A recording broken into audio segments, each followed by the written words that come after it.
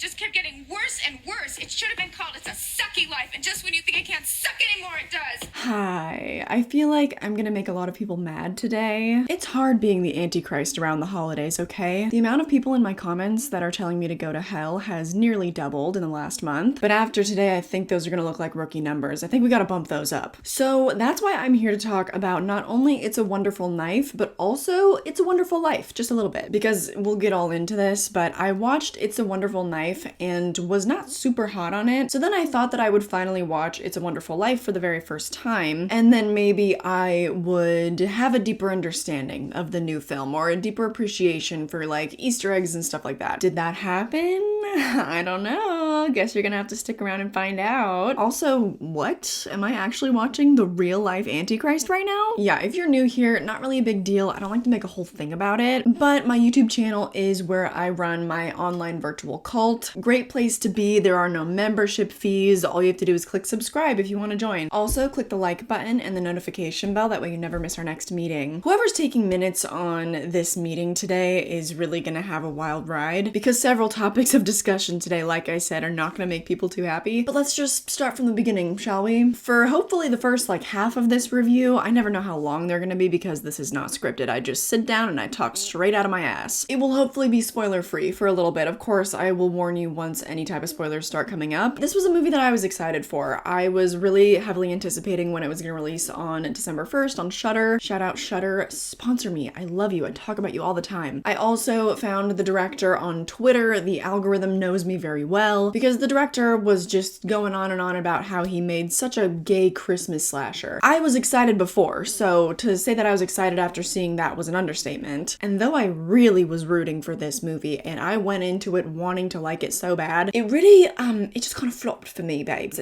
I really didn't like it. That's also not to say that I went in with super high expectations, even though I did see some people like kind of hyping it up online. I still go in with very average or low expectations to like pretty much any movie that I go into, because no matter what the marketing promises, no matter if all your friends like it, you could still be the odd one out. And I find that if I just kind of keep my expectations very average, then I can be really pleasantly surprised if the movie is above average. I'm one of those people that is of the belief that most movies in existence are 3-star movies. They just kind of exist to entertain and they don't really need to do anything beyond that. However, when they do things beyond that, that's when my star rating begins to rise. That's just kind of like my expectations going into basically any movie. So that was how I went into this movie, and it still didn't quite meet even that expectation. Some parts of the movie I was really engaged by, and I found some scenes to be really fun. There were a few characters that I kind of latched onto, but everything fell really flat, and I think that the problem is not any of the acting or the actors, because there are some people I really love in this movie. Catherine Isabel and Justin Long in the same movie together, are you kidding me? But I just think that it fell flat because pretty much nothing in this movie felt earned. It has a nice short runtime, bless it. I think that it's like under an hour and a half, and I cannot believe I'm saying this, but I kind of feel like we either needed more time or I was just expecting a little bit more from the direction to do a little bit more visual storytelling. It also doesn't help that a lot of it felt super not grounded in reality, but then it also wasn't like over the top. It wasn't going screwball at all or slapstick with any of the comedy. So that was like kind of a weird tone that the movie sat in. I feel like if things are gonna be hyper realistic, you have to sort of commit to that. I realized that they were also trying to make it emotional, so then obviously in that way it has to be kind of grounded, at least with the relationships of all the characters, but it didn't toe that line very well for me. I think that that was my main problem with the movie. It just was kind of like an awkward viewing experience. These are like very, very mild spoilers because they're just things that I think that you can expect from this movie without even knowing anything about it, because It's a Wonderful Life has been around since the 1940s. So even if you haven't seen It's a Wonderful Life, you've probably had it spoiled and you probably know some of like, you know, what goes on in the movie. I'm not gonna get into spoilers of that yet, but like the basic synopsis of either movie I am gonna get into. I don't think that it's really possible to go in completely blind to It's a Wonderful Knife. So essentially, you know, you have the premise of somebody wishing that they were never born, and then they get to see the reality of what that would be like. One One of the major reasons why I didn't feel like emotionally that had that much weight, I think, is in some of the direction. You have certain scenes that play out kind of exactly the same way, just in like different versions of reality, but I think stylistically things could have been exaggerated a lot more so that they would actually have much different feelings. For example, the production design, I think they could have beefed it up with the lights and the fun Christmassy vibes, and then on the other hand, changed the lighting quite a bit more to express like the more dingy and sadder feelings of the alternate reality. One specific example is that she goes to a party and there's some people that are just like smoking weed or something, and then in the alternate reality, they are smoking crack.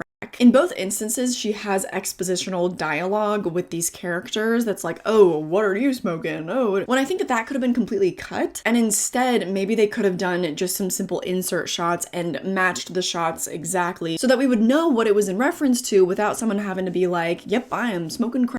There was just a lot of exposition dump in the dialogue that I think could have been told visually. That could have a lot to do with budget though. For example, rather than her like sitting around in a circle with her friends and then being like, well, at least you have New York to look forward to. Maybe in her bedroom we see like a poster of New York and then like a bunch of different types of cameras lined up. Maybe some movie posters that they could get the rights to. I don't know. The production design of a character's bedroom can tell so much about them, and I just didn't really feel like any of that visual storytelling was present. I did like the main character though. I think that she was probably the biggest standout. Her name's Jane Widdop. I think that she was really cute. She did a good job. And then let's talk about some of the other bigger names in the movie. Justin Long. He is one of the most distracting things about this movie. Hi, I'm Henry Waters. And I wanted to like his character really badly. I can't say that I necessarily disliked it, but rather I feel confused, and I don't really think that's a good place to be. He put on one of the strangest accents I've ever heard in my entire life. I don't think anyone in the real world has ever spoken like that. It's very clear that because he's playing the mayor, he's like putting on this front. There are layers to his character, so I understand that that's kind of like part of Justin's method in showcasing different sides of this character. I know that it was partially purposeful because they also put these like crazy veneers on him. I think that his hair had highlights or something. I don't know if it was a wig. He was meant to come off very fake, so it was intentional, I think. But again, tonally, I just kind of felt like Justin Long was almost a character from a different movie that just somehow got plopped into this one. I don't know. Because he was the only one that kind of understood what the tone of the movie should be, but because everything else in the movie was not that outlandish, he stuck out like a sore thumb. So it kind of made him look like the weirdo, even though I feel like he was the only one that understood the assignment. And then Catherine Isabel, our queen from Ginger Snaps. She's from American Mary. She's from Freddy vs. Jason. I mean, she is a very decorated actress. I think it was a great idea to cast her as the lesbian aunt. I thought that she was probably the funniest thing about this movie because in her case, her character, she could be a little bit more understated. She's not the fake weirdo mayor, but she still kind of felt underutilized. And we'll get into some other kind of like confusing, just sort of weird moments with her character when I get into spoilers. But I guess just with the cast of this movie, I really expected more. I'm not familiar with Tyler McIntyre, the director of this film, but he also was a writer for the Five Nights at Freddy's movie. He also wrote and directed a segment in VHS 99. I haven't seen that one yet. Or no, it just says screen story by for Five Nights at Freddy's. But he's written a handful of other things. It looks like he's mostly worked on short films. Basically what I'm gathering from his IMDb page is just that he's mostly done like amateur work. So I think this is his first film that's kind of like had a moment in pop culture, or at least within our little horror internet bubble, our little niche. For an amateur film, I do feel like it is above average for sure. And I do think that had they had more time or more money, that like they had the right ideas, they just weren't fleshed out enough. Another example of this would be the look of the killer, which is supposed to be a Christmas tree angel. I don't feel like that really comes across in the slightest. Like it just didn't really work for me. The whole time, I just felt like I was looking at a cheaper version of the Moon Knight costume. If you guys haven't seen Moon Knight, it stars Oscar Isaac and he's fantastic in it. Not a very good show though, but that's besides the point. That just was all I could see when I was looking at, I don't even know if it has a name, like the Angel Killer or something. I didn't like the look of it. And again, I think that like had they had more time and money and means, they could have gotten, you know, a Tom Savini protege to design a really cool angel-faced mask, instead of having a killer that kind of looks like a dressed up thumb. I guess I just want it to be clear that my criticisms come from a place of like, these people have a lot of potential. I just don't think that this was the movie to realize it. And there's also just little things like, you know, there'd be a death of somebody getting their neck slit, and whether it was because of the camera angle or because they did the take multiple times and they didn't use the first shot, but you could see that the neck was cut like before the knife even went through it, just like little things like that. And I don't mind that. I usually even find that charming, but like I said, just the tone was not consistent with that. And maybe it's just me personally when it comes to my preferences, but if I'm gonna suspend my disbelief and let stuff like that slide, I need the whole movie to be more self-aware. So then what do? I watch It's a Wonderful Life because, like I said, I was thinking, oh, you know, maybe that'll help me. Maybe I'll appreciate the movie more. That did not happen because I realized that I also do not like It's a Wonderful Life. And I think it has like a 4.4 rating on Letterboxd or something stupid like that. Just crazy high score. And I was like, oh, that's actually 3 stars for me. I was just reading through all of the reviews on It's a Wonderful Life and felt so baffled. I think because it is one of the most popular movies of all time, it kind of makes sense to me. So people who only watch like 5 movies a year, they've probably seen it and think that it's the best movie of all time. That's the only way that this makes sense to me, that I saw so many reviews of people saying, gosh, if I ever need a reminder that there is a reason to live, that I have a purpose for being on this earth, I just need to watch this movie. And that's great. Do whatever you gotta do. You know, whatever you need to help you feel that way. I do not want to knock that. What I am saying is that when I watched this movie, that is not what I felt. George Bailey, I understand that the setup of his character is to make him completely unlikable. I understand that. You have to set up an arc. But there was an hour and 40 minutes of setup for this character before there's the whole, you know, the angel comes and he was never born and all that. It's only like the last 20 minutes where he's just running around and everything is terrible and he's like, maybe I should be alive. I also felt like the emotions and everything in It's a Wonderful Life were not earned. Because when you have an hour and 40 minutes of setup, that just for me, that's too much of a character acting like a dick, and he only kept getting worse. I get that the bar was a lot lower. I mean, this movie, it's almost 80 years old, okay? But he was so abusive to his wife and to his children. And it took him seeing the reality where he was never born to realize that he shouldn't abuse them. I was like, oh my god. They didn't just make him unlikable to set up his arc. They made George Bailey a piece of shit. His only shining moments were when he was like telling off the rich guy that owned the whole town basically. And I was like, yeah, that's great, but you treat the people you love terribly too. I know that I should be more sympathetic because I don't have kids. I don't know how hard it is, but like I see y'all. I see the parents of the world. I see how difficult it is. I babysit my nephews, okay? They are 3 and 6 years old. I get the plight. I do. I really do. It's no excuse to like act out at them though. There's still no excuse for that. And I know that this might warrant the comment, well, you have to watch it like, you know, in the context of the time period it was released. No, I don't. The only time that I do that is when I'm like doing research on a horror movie, when I'm doing a deep dive, like I just released one on the Saw franchise. And in that case, when it's for research purposes, I place myself like in the mindset, the early 2000s. I take into consideration all of that kind of historical context when I'm watching it. When I'm just sitting down to watch a movie to enjoy it, I'm not doing that. Before the boomers start going crazy at me, one of my favorite Christmas movies of all time, it's always been in my top 10. It's usually like sitting between my top 2 or top 3. White Christmas. I love that movie to death. I think that it is nearly a perfect film. I grew up on old classic cinema like that, so I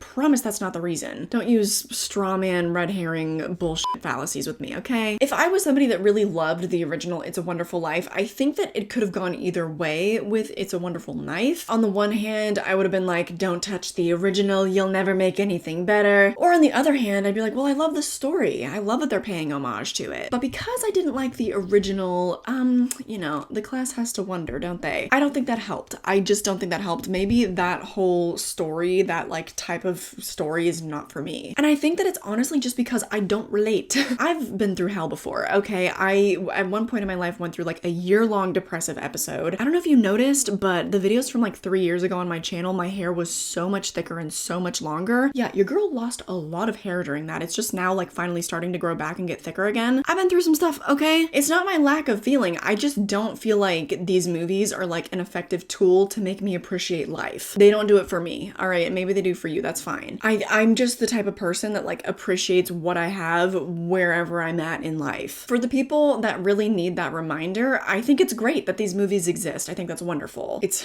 a wonderful, I didn't do that on purpose, but that is just so not for me, and I think that's why these movies didn't work. I do recommend watching It's a Wonderful Life as a one-time watch, but just bear in mind, I gave the movie 2.5 stars. Usually that's the rating that I will give something when I feel like it was worth my time, but I wouldn't watch it again. It's a Wonderful Life, I did give 3 stars, so I could see myself watching that movie again, and maybe I would like it more the second time around. But bear that in mind, I don't highly recommend it. I didn't even really like it, but I didn't feel like it was a waste of my time. So I don't know, do with that what you will. I think the movie is short enough that it wouldn't be a waste of your time either, but I did see quite a few scores a lot lower than mine on Letterboxd in terms of like the people that I follow. So what I'm really saying is do whatever you want. I'm always so flimsy with my recommendations just because everything is so subjective, but that's just how I feel. So now I guess we can start getting into some spoilers. I don't think that I have like a ton to get into here, but just in terms of things feeling unearned, I want to expand upon that a little bit and go back to Catherine Isabel's character. I think that this is probably the biggest example that I could think of a moment where I just was like,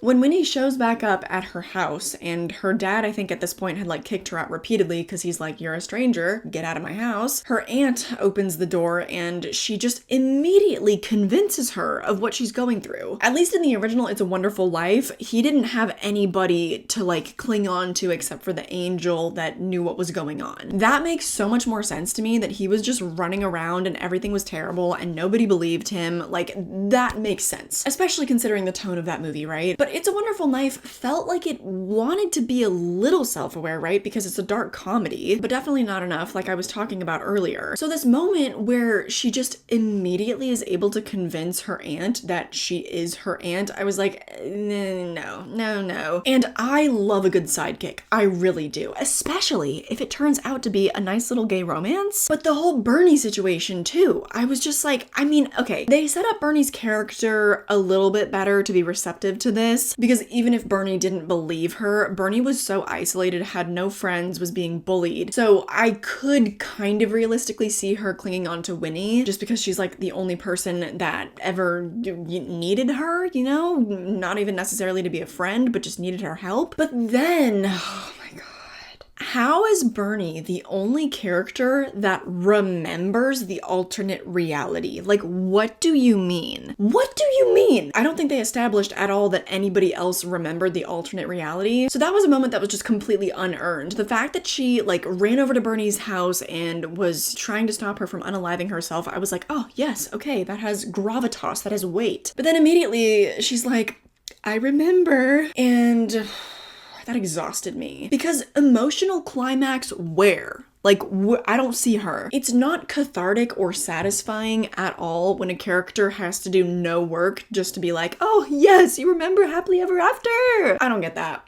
I do not get that. And it also made no sense. I would have been fine with it if it felt more emotionally resonant. However, it just simply did not. Also, the whole Northern Lights element, I feel like that could have been omitted, and all the energy they put towards that could have been channeled somewhere else, maybe more emotionally. Like, why did she need to make a wish at all? Again, I felt like these filmmakers were addicted to expository dialogue. She's literally standing there and looking at the Northern Lights, and she's just crying, and she's like, yeah, well, maybe I shouldn't have been born. The dialogue might have been exactly that. I'm telling you, it was just, ooh. Why couldn't they have, I don't know, paid homage to Freaky Friday or something? Like, maybe the fight with her family is so explosive that she yells at them, I wish I was never born. And then maybe we cut to like an outdoor shot of her home and it pans up to the sky and there's just like a single shooting star. That would have got the message across. Instead of having this like weird gimmick of the Northern Lights and like, oh, you're gonna run out of time. I don't think the whole timing element needed to be a part of that, because like, you know what's gonna happen. You know it's gonna end happily. So that sort sort of tool that they applied to like up the stakes and whatever just simply did not work on me. I think if it was just a simple shooting star, that would have had enough gravity to it, because it's like, how often do shooting stars go across the sky? Not very often, or at least not very often that we can see. So she could have been in the alternate reality just thinking that it was permanent, but that she still had to try to fix things for the people that she loved, even if they didn't remember her. Which, you know, she kind of does. She still takes down the mayor and whatever. The Northern Lights just were like a really weird kind of woo-woo element to the movie, which I think contributes to the tone feeling like it was just all over the place. I get that a Christmas time movie, especially one that is paying homage to It's a Wonderful Life, needs to have the feeling of some Christmas magic, but I do wish they put that effects budget for the Northern Lights towards some better practical effects. Maybe they could have added some VFX to them to clean those up. I just think the funds could have been allocated a little bit better. Other than that, I don't have a whole lot to say about the story. Like, it's pretty basic, and I don't want to just keep beating the dead horse of how the tone was kind of off, but I think the only other really glaring example of this that I want to talk about is when her brother gets a truck and she gets a set of PJs. That's ridiculous. That is absurd. Like, I